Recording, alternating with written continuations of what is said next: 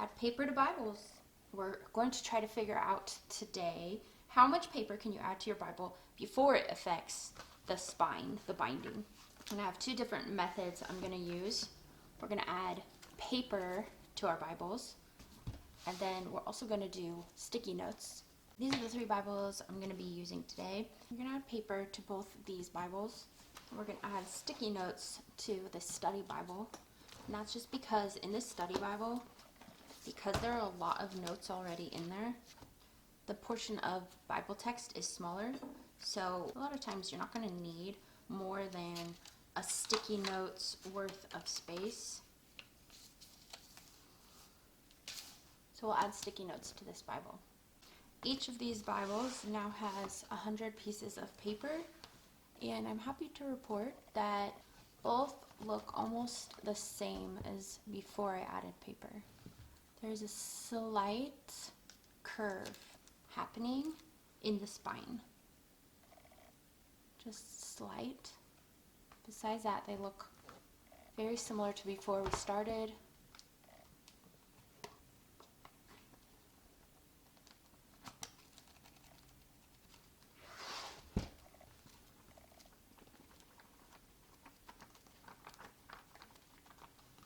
Now we're going to add another 100. We now have 200 pieces of paper in each Bible. The hardcover Bible is having a hard time staying closed. Its natural state is the cover is starting to pop up. But if you hold your Bible, it still looks pretty decent. The spine binding is curving a little bit more. It is thicker, but it's not bad. The soft cover Bible curving a bit more. This part's pretty wide. The pages are starting to bow out. They are coming outside of the borders of the front and back covers. Looks pretty normal from this angle. So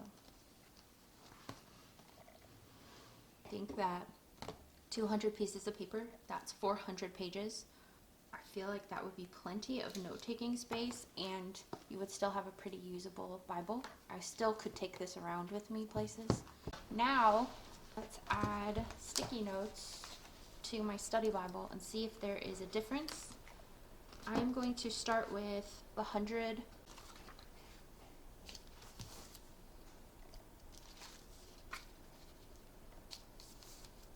Okay, here's the Bible after adding 100 sticky notes.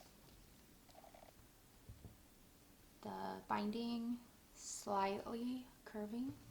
It is thicker than it used to be, obviously, but probably wouldn't notice it that much. So, there are the sticky notes. So 100 sticky notes barely makes a difference in this Bible. Let's add 100 more. Okay, so I now have 200 post-it notes in this study Bible, and this is what it's looking like.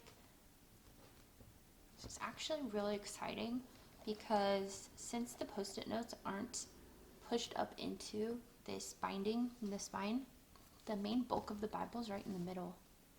So even though my Bible is thicker and won't close all the way, it being in the middle puts less pressure on the spine over here, this binding. So that's really exciting. So 200 post-it notes. I varied where they were in the Bible. I put them top, middle, bottom, toward this side, toward this side. There's virtually no pressure on this binding right here. Look at that. That spine, it's almost straight. There's 200 sticky notes.